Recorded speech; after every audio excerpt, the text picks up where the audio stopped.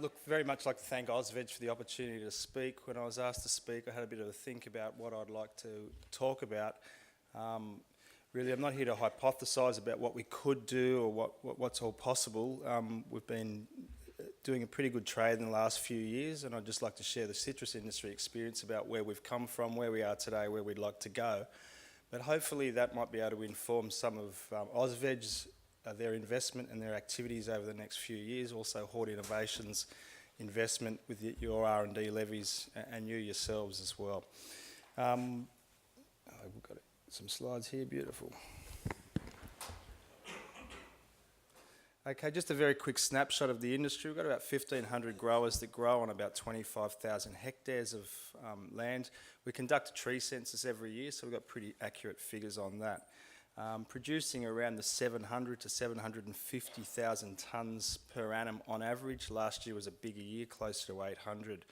Interesting statistic there, 28% of the business farming on 79% of the land, a bit like 10% of the fishermen catching 90% of the fish.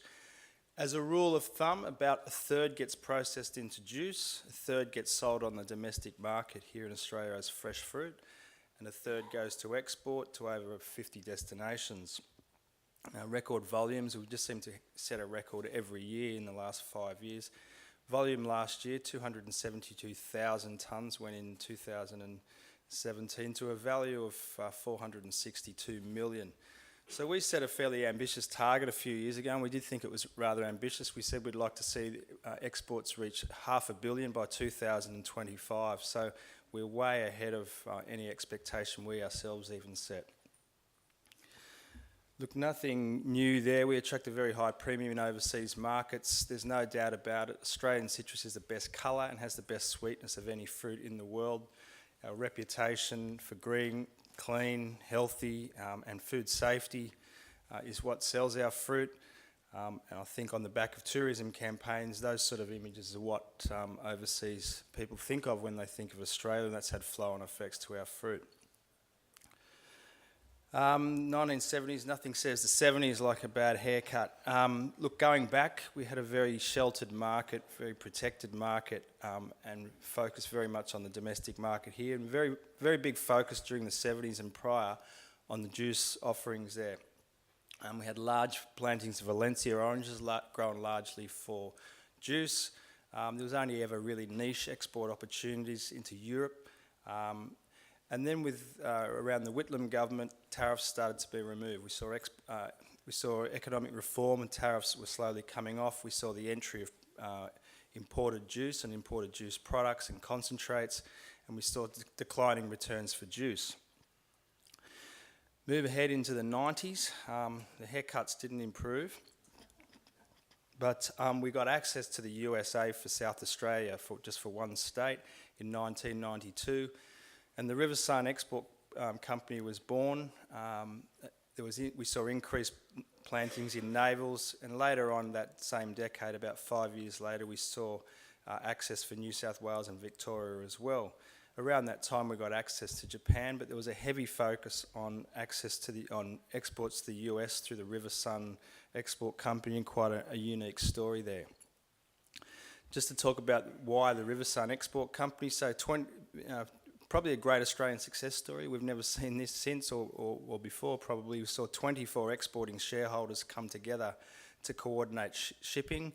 As you can see there, back then there was no containerised shipping. This was charter vessels. That is a God's honest photo taken by my previous boss. We literally loaded entire vessels with citrus and sent them on their way to the USA.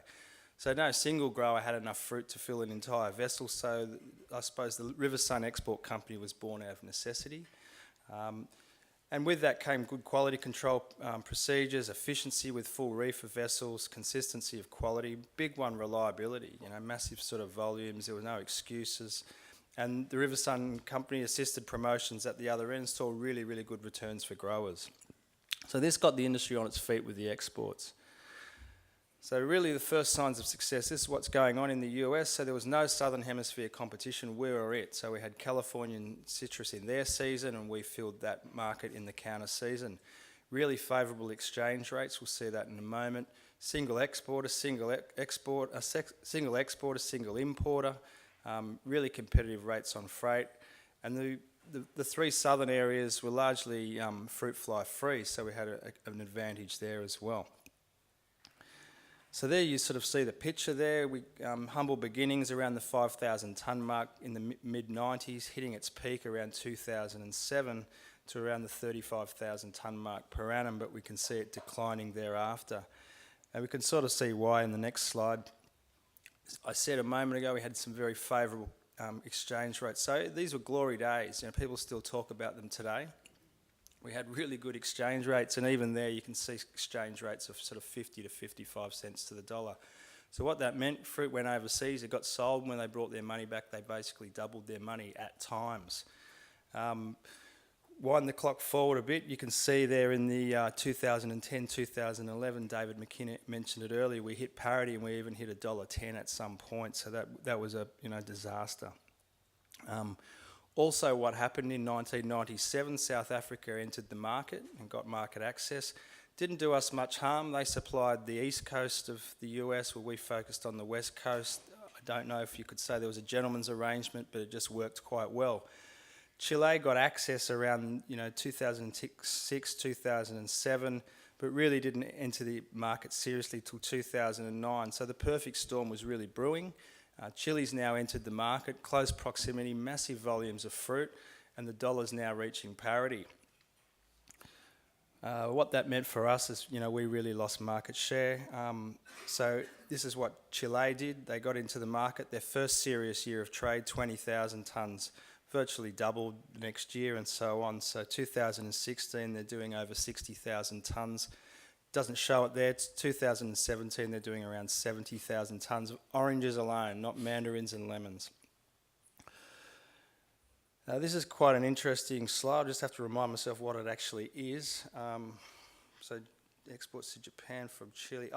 This is a really interesting slide. Really, this is the success story I'm talking about. You can see early part of this century, and 2001, 2000 mark, you can see Chile and Australia really jostling for market share in Japan there.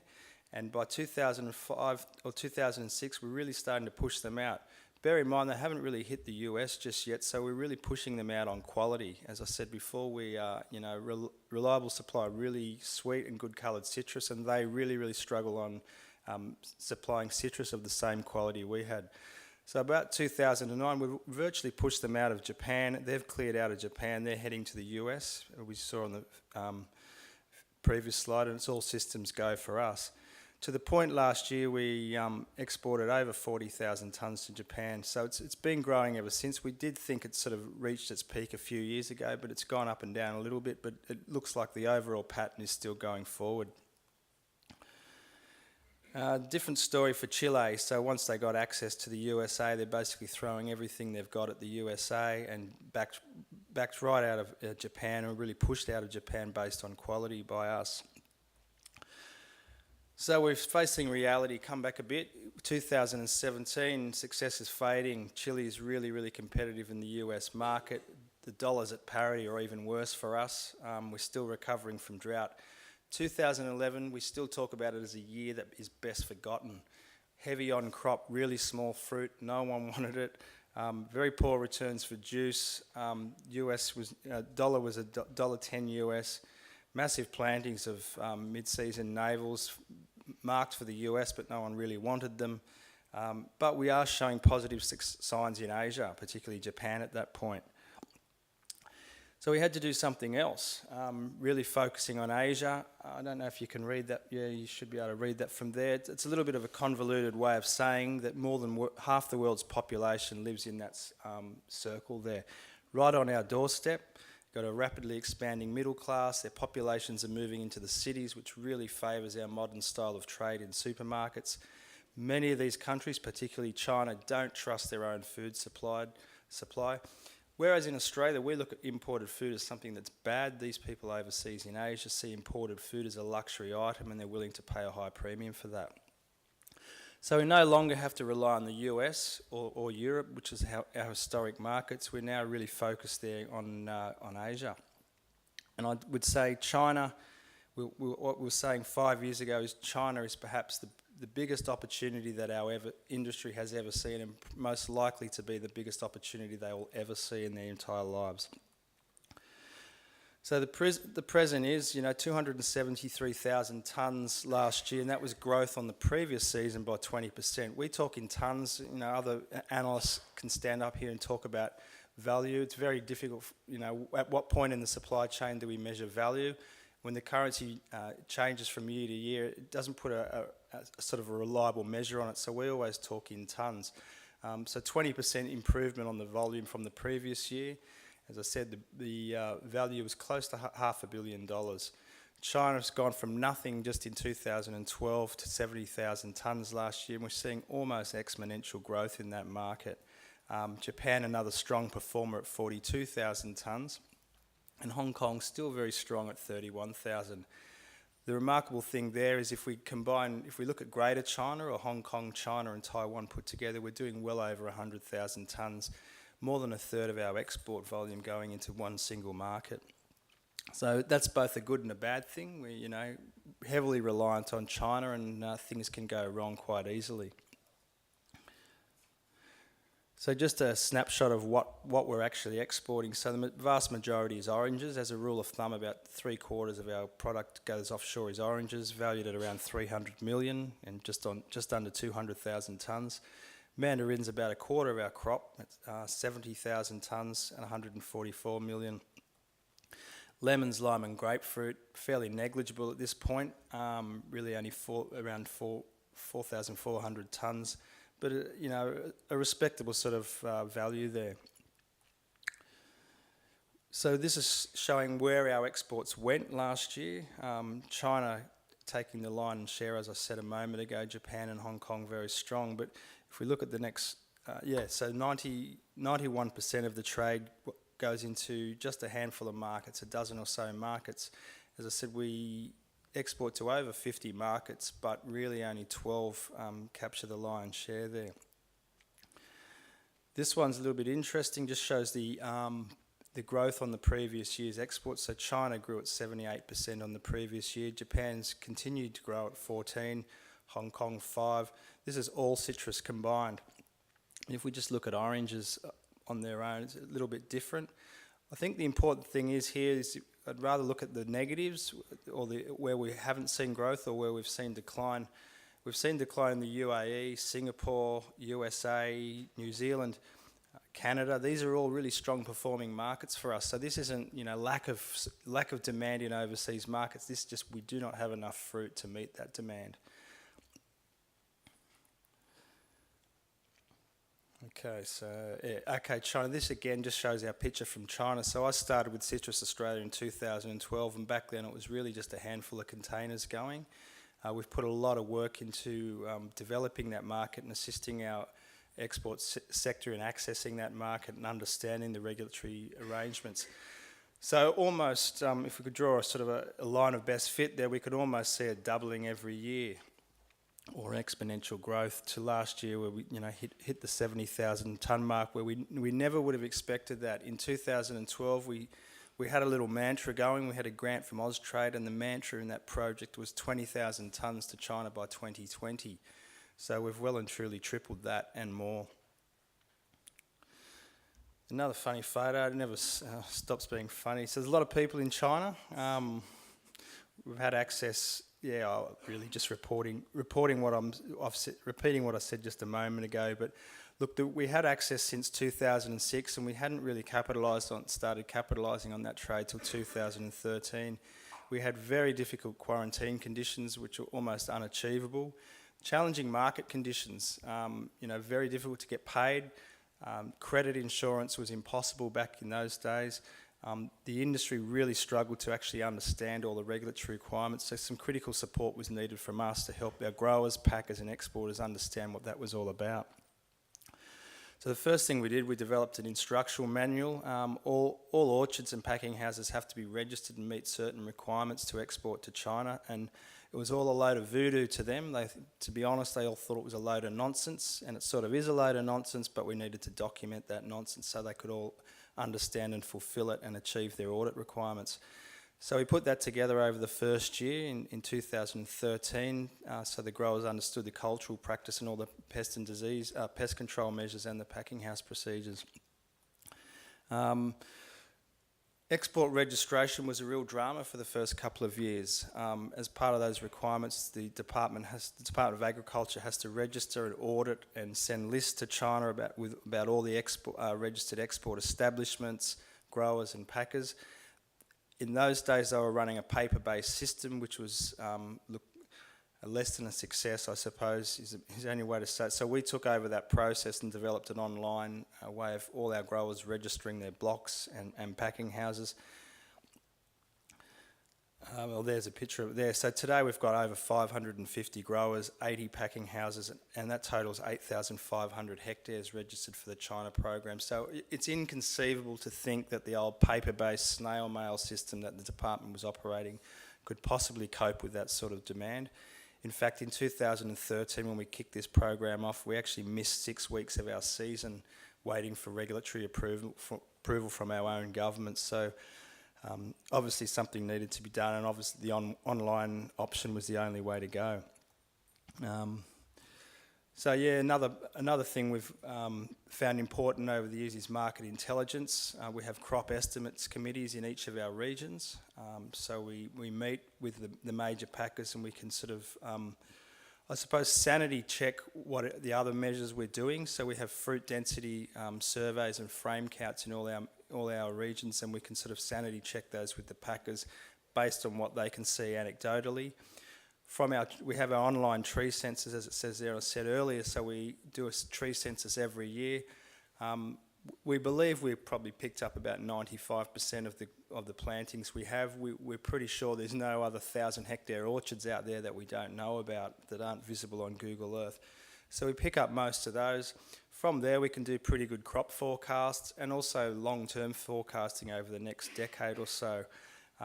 We collate weekly shipping volumes for all our major shippers. They report to us on a Friday what containers they have in the water, just so we have a basic understanding of what's on the water to key markets like Japan, China and the USA. Again, it's not perfect, we don't pick it all up, but we're pretty certain a big submarine isn't going to come up out of the water. And the other really important one is we have very good relationships with our Southern Hemisphere competitors. So we've got a pretty good idea on what's on the water into Shanghai, for instance, from South Africa. Just these are some of the sort of groovy sort of modelling we can do out of our tree census, so we know where we are today. Based on the tree age, trees get old, they'll conk out, they'll become unproductive, but new ones become more productive. We understand what trees are in the nursery system. So we've built a model that we can reasonably predict what's going on with our plantings over the next decade or so. So, in the case of mandarins here, we're seeing aphoras go from around the 60,000 tonne mark, potentially to 90,000 tonnes in the next 9 or 10 years. So we know where we can focus our resources. Similar sort of story with our navel oranges. Surprisingly, this is where the demand is. And so earlies and mids are in decline and late. So this is where the demand is, but our industry has responded to this. We've presented this sort of information at forums much like this one, and the industry has responded. To the best of my knowledge, we cannot buy a tree for the next two or 3 years in the nursery system. So it's good to see that information's actually being used. Probably less important for us, we tend to let the exporters and the trade do their own thing. We're not really involved in market activities and promotions and things like that. We certainly think that's the business of the traders, but we have formed exporter groups. I'm careful how I pitch this. We have a bunch of exporters come together as a group to calibrate, to discuss market signals in export markets. I'm very careful about what I say because we do not discuss anything which may impact on pricing or volume on the domestic market. So we are allowed under ACCC laws to come together and discuss things, pricing and signals in export markets, but we do not discuss the domestic market at all. We conduct trade seminars overseas, and we participate in sort of priority trade shows where necessary. We're involved in the setting of quality standards as well, and we do quality testing in all our markets here in Australia, at our wholesale markets, and we've set those quality standards based on sensory evaluations in the marketplace. We can do maturity testing and prediction, developing a program where growers have to pass the product before they actually pick it, and that's feeding into something we call our Sweeter Citrus program. Something else we've really been keen to explore, but very difficult to explore. I'm getting the nod here to wind up. So we have we're thinking about an ultra-low residue concept where we can deliver fruit to market with zero or ultra-low residues. It's not inconceivable. The New Zealand apple industry and kiwi industries have done it before. That's something we're very interested in doing. We run an agrochemical residue monitoring program. It got touched on this morning. We see it as one of our most important issues. We've actually had trade suspended in Japan momentarily for an MRL breach, so we see that as incredibly important. And we partnered with the Australian government about 8 years ago to develop that program. And food safety, as it was spoken about a moment ago, I'm on the board of Freshcare, see something that is incredibly important. We're seeing some sort of sweeping reforms both in the domestic market here, but we're certainly seeing that have flow-on, or not flow-on effects, we're certainly seeing that come into our export markets as well, both from the retailers and the regulators. Few disappointments, hasn't all been roses. South Korea, we heard about a free trade agreement. We've failed to hit our straps in that market, yet it's the biggest market for imported citrus in the world. We struggle to supply more than 1,000 tonnes.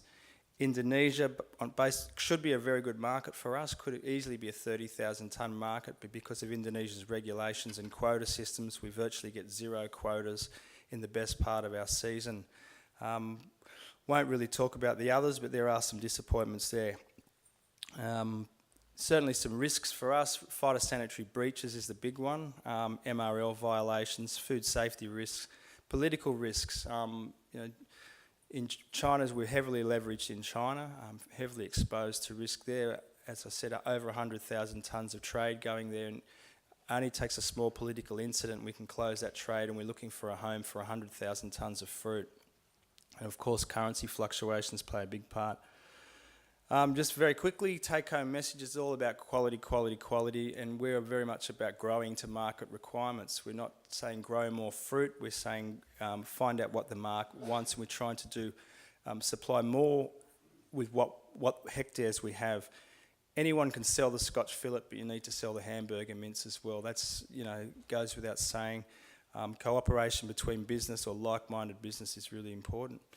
Success is really difficult to predict. We made some sort of what we thought were some outrageous predictions, and we fell short in a pretty big way. But above all, have a sense of humour. It's pretty frustrating and irritating when we're dealing with regulators both here in Australia or overseas, and all we can do is take it in our stride in good humour and have a bit of a laugh about it and enjoy ourselves. So thanks once again for the opportunity to speak. I'll be around for a while for any questions. Thanks, David. Just before you do run off the stage, thank you for sharing that story. And yeah, you will be around for questions for anyone, if anyone's got them afterwards. When you came here, obviously it's a different audience. What's kind of the key takeaway message or the thing you wanted to get across that meets this audience? I think that last slide was it. Really about you've got to sell the whole crop. There's a lot of excitement about China at the moment, for instance, in our industry and in a lot of industries where, as I said, China takes 70,000 tonnes out of a 700,000 tonne crop. Now, the logical thing to do is to say we'll go out and grow more fruit, but then we grow a bit more for China, but then we get a lot more of the stuff that we don't want as well. So really important to actually have markets for all our crop. That's why for us, markets like Vietnam, the Philippines, all those little second-tier markets are really, really important because they take the sizes and the grades that perhaps China, the US, Korea, Japan don't want. Thank you.